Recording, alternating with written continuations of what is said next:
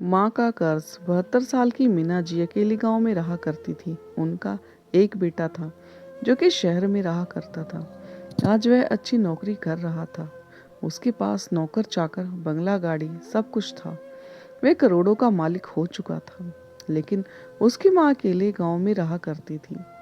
शहर के चकाचौंध में और पैसों के घमंड में वह इतना बदल चुका था कि उसने अपनी माँ को ही भुला दिया था। मीना जी के पति का निधन बहुत पहले, जब उसका बेटा छोटा था, तभी हो गया था। अब अकेली मीना जी ने अपने बेटे को पाल पोस कर बड़ा किया। दिन रात सिलाई करके उसको पढ़ाया लिखाया। आज उसी बेटे ने सब कुछ पाकर अपनी माँ को ही खो दिया। अपनी माँ को ही याद नहीं करता। आज उसी बेटे पुनीत का जन्मदिन था, तो मीना जी ने अपने बेटे को फ़ोन किया मुबारकबाद देने के लिए। अब बेटा तो अपने काम में इतना व्यस्त कि माँ का फोन उठाने के लिए भी उसके पास समय नहीं। दुनिया की सारी चीजें उसके लिए जरूरी हैं, लेकिन माँ नहीं। बार बार लगातार मीना जी अपने बेटे को फोन करती है, लेकिन बेटा फोन नहीं उठाता। अपना काम पूरा करता है, दोस्तों के साथ क्लब जाता है, पार्टी जाता है, अपना जन्मदिन मनाता है, फिर घर वापस आता है। रात हो जाती है, सो भी जाता है। काफी रात होने के बाद माँ ने फोन किया। अब बेटा फोन को झुंझलाते हुए उठाता है। माँ, तुम्हारी समस्या क्या है? तुम बार बार फोन क्यों कर रही हो? और रात को फोन करने की क्या जरूरत थी? मैं तो सो रहा था ना, दिन भर का थका हारा, और ऊपर से तुम मुझे फोन करके डिस्टर्ब कर रही हो। आप सुबह फोन नहीं कर सकती थी क्या? रात में फोन करने की क्या जरूरत थी? रखिए फोन, मुझे सोने दीजिए। माँ ने बड़े प्यार से कहा, बेटा जन्मदिन मुबारक हो। आज तेरा जन्मदिन था, इसलिए तो फोन कर रही थी। मैं जानती हूँ तो काम में व्यस्त रहता है, लेकिन फिर भी मेरे लिए तेरे जन्मदिन से बड़ा कुछ भी नहीं है। माँ ने आगे कहा, बेटा तू एक बार गांव तो आएगा ना? मैं तुझे देखना चाहती हूँ। बड़े दिन हो गए तुझे देखे हुए।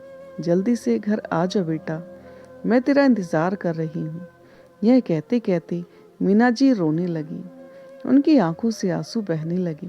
गला रुंध जाता है। अच्छा, मैं आऊँगा। ठीक है, मैं कल ही आ रहा हूँ। अब बस भी करो। अपने बेटे के आने की खबर सुनकर माँ तो जैसे दीवानी सी हो गई। बेटे ने फोन रखा। अब माँ को तो रात भर नींद नहीं आई कि कल सुबह मेरा बेटा आने वाला है। अब वह बेटा अगले दिन अपनी माँ के पास गांव आता है। माँ अपने बेटे को देखते ही गले लगा लेती है। मेरा बेटा, कितने दिनों बाद तू मुझे दिख रहा है। मीना जी अपनी सारी ममता उस बेटे पर लुटाने लगती है। इस ममता का असर उस बेटे पर जरा भी नहीं हुआ। उसे तो अपनी धन दौलत का घमंड था। उसे वह बूढ़ी माँ कहाँ अच्छी लग रही थी। उसे तो अपने स्टेटस की चिंता थी। उसने अपने पैसे का घमंड में अपनी माँ से कहा, माँ तू हमेशा कहती है ना कि माँ का कर्ज कोई नहीं उतार सकता, लेकिन माँ मैं ये तेरा कर्ज जरूर उतारूंगा। बोल तुझे क्या चाहिए? रुपया पैसा, बंगला गाड़ी, सोना चांदी, क्या चाहिए तुझे? क्या चाहिए बोल तू, अभी के अभी बोल। तेरे सामने सारी चीजें लाकर रख देता हूँ। अब बेटे की बात सुनकर माँ ने कहा, बेटा रुपया पैसा, बंगला गाड़ी, ये सारी चीजें मुझे नहीं चाहिए। इससे मेरा कर्ज नहीं उतरेगा। मेरी ममता का कर्ज तुझे उतारना है तो तुझे 3 काम करने होंगे। इसमें तू सफल हो जाएगा, तब मैं समझूंगी कि तू मेरी इस परीक्षा में सफल हो गया। मेरा कर्ज तूने चुका दिया। बेटा बोला, जल्दी से बताओ माँ, क्या 3 काम हैं? मैं उनको किसी भी तरीके से पूरा कर दूंगा और तेरा कर्ज उतार दूंगा। और फिर बाद में आप मुझसे मत कहना कि माँ का कर्ज कोई नहीं उतार सकता।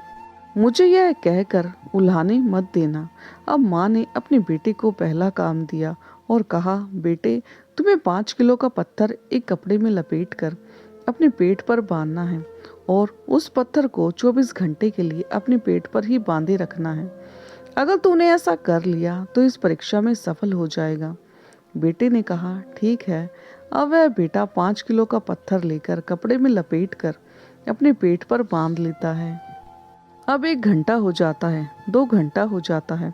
उस बेटे को वह पत्थर भारी लगने लगता है। अब इसी तरह 2-4 घंटे बीतते बीतते वह बेटा परेशान हो जाता है। माँ ने यह भी कहा था कि उस पत्थर को बांधे हुए तुम्हें अपना सारा काम भी करना है। जो कुछ भी करना उस पत्थर को बांधकर ही करना। अब बेटा अपना पूरा काम पत्थर को बांधकर करता है, लेकिन अंत में आते आते वह इतना परेशान हो जाता है कि पत्थर को खोल कर रख देता है और कहता है, माँ, इतना भारी पत्थर मुझसे नहीं बांधा जाता। तभी माँ ने कहा, बेटा तू अपनी पहली परीक्षा में फेल हो गया। यह पत्थर तू 5 घंटे तक अपने पेट पर बांध नहीं सका और मैंने तुझे 9 महीने इस पेट में रखा और बिना थके बिना झुंझलाहट के पूरा काम किया और तूने यह पत्थर अपने पेट पर बांधे 24 घंटे भी नहीं हुए। अब इस चीज का भी प्रभाव उस बेटे पर नहीं पड़ा।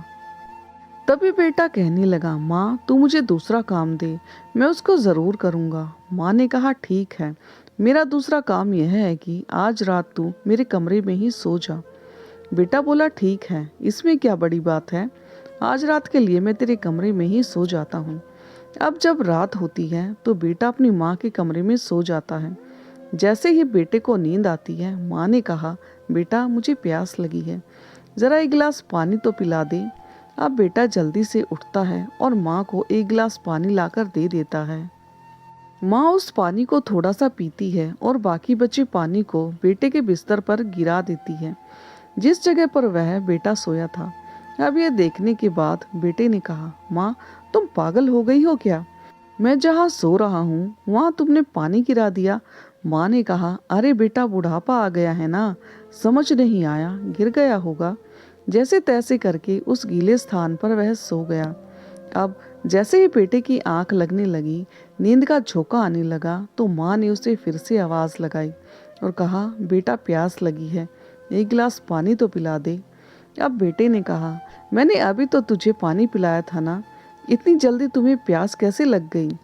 तभी माँ बोली, बेटा गर्मी इतनी ज्यादा है कि प्यास बहुत तेज लग रही है, प्यास के मारे गला सूखा जा रहा है, तो पानी पिला दे। अब बेटा यह सुनने के बाद अपनी माँ के लिए फिर से पानी लाता है। माँ उस पानी को थोड़ा सा पीती है और बाकी पानी को फिर से उस बेटे के बिस्तर पर गिरा देती है। अब यह देखने के बाद बेटा तो जैसे झुंझला जाता है, तुरंत झुंझलाता हुआ बोलता है, माँ तू पागल हो गई है, मेरा बिस्तर बार बार गीला क्यों कर रही है? अब यह सुनने के बाद माँ ने बड़े प्यार से जवाब दिया, बेटा बूढ़ी हो गई हूँ ना, चीजें समझ में नहीं आती, आंखों से कम दिखाई देता है। अब बेटा भी यह सुनकर चुप हो गया। अब इसके बाद वह बेटा फिर से सोने लगा। अब कुछ समय ही बीता है, बेटे को नींद आने लगती है। जैसे ही फिर से नींद आती है, माँ ने उसे फिर आवाज लगाई, बेटा मुझे प्यास लगी है, एक गिलास और पानी पिला दे। अब तो बेटे के गुस्से की सीमा ही नहीं रही। उसने तुरंत चिल्लाते हुए कहा, माँ भाड़ में जाए तेरा यह काम, मैं अपने कमरे में सोने जा रहा हूँ। मीना जी ने एक थप्पड़ खींचकर अपने बेटे को मारा और कहा, जब तू छोटा था बार बार बिस्तर गीला कर दिया करता था, मैं बार बार उठकर तुझे सूखे स्थान पर सुलाती थी और खुद तेरे मलमूत्र पर सोया करती थी, तेरे उस गंदे बदबूदार उस भीगे स्थान पर सोती थी, बिना झुंझलाहट बिना गुस्सा किए सब किया करती थी। और आज मैंने 2-3 बार जरा सा क्या पानी मांग लिया, तू तो मुझ पर बरस पड़ा, तुझे बहुत कष्ट हुआ, मुझ पर चिल्ला रहा है। और जब तेरे गीले स्थान पर मैं सोती थी, मैं तो नहीं चिल्लाई, मेरा प्यार तेरे प्रति कम नहीं हुआ।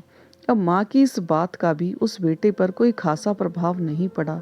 उसने कहा, ठीक है, अब तीसरा काम बताओ, वह मैं ज़रूर पूरा करूँगा। माँ ने कहा, ठीक है, अब सुबह होने दो, मैं तुम्हें तीसरा काम दूंगी।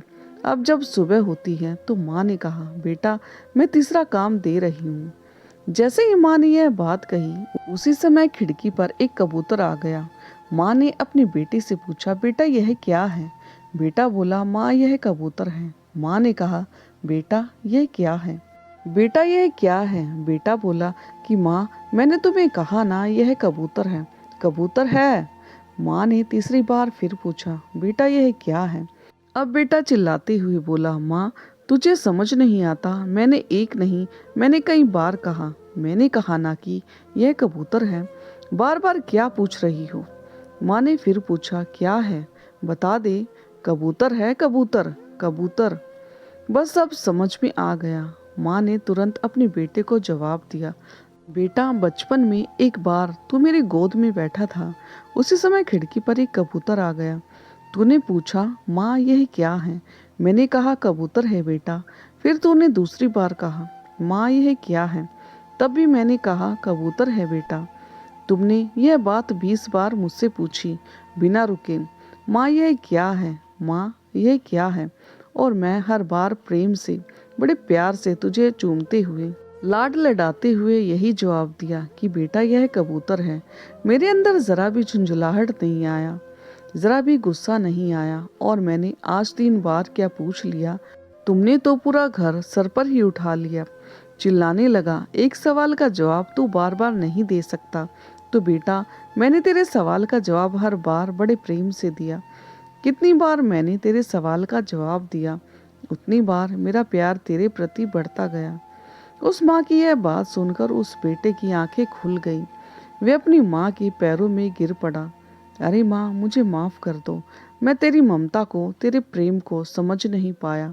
मैं तेरा कर्ज चुकाने चला था। माँ ने बोला, बेटा माँ का कर्ज इस दुनिया में कोई नहीं चुका सकता। और तू मेरा कर्ज धन दौलत, रुपया पैसा, सोना चांदी, गाड़ी बंगले से चुकाने चला था। अरे दुनिया का कोई भी करोड़पति इंसान महंगी से महंगी चीज खरीद कर भी अपनी माँ को दे तो भी अपनी माँ का कर्ज नहीं चुका सकता। हमारे शास्त्र, हमारी संस्कृति में भी यही कहा गया है कि माँ बाप भगवान से भी बढ़कर होते हैं। माँ बाप का स्थान इस दुनिया में कोई नहीं ले सकता, उनसे बड़ा तो कोई है ही नहीं। इसलिए माँ बाप को कभी यह नहीं कहना चाहिए कि आपका कर्ज मैं चुका दूंगा। जिसने यह कहा वह महामूर्ख है। जिसने अपनी माँ की ममता को रत्ती भर नहीं समझा, उसका तो अपमान ही कर दिया। हर बच्चे को अपने माता पिता की कदर करनी चाहिए। तो दोस्तों आपको ये कहानी कैसी लगी और कहानी का कौन सा हिस्सा आपके दिल को छू गया, कमेंट करके ज़रूर बताएं। और हाँ, यदि चैनल पर नए हो तो चैनल को लाइक, सब्सक्राइब और शेयर करना ना भूलें। तो मिलते हैं एक नई कहानी के साथ, तब तक के लिए धन्यवाद।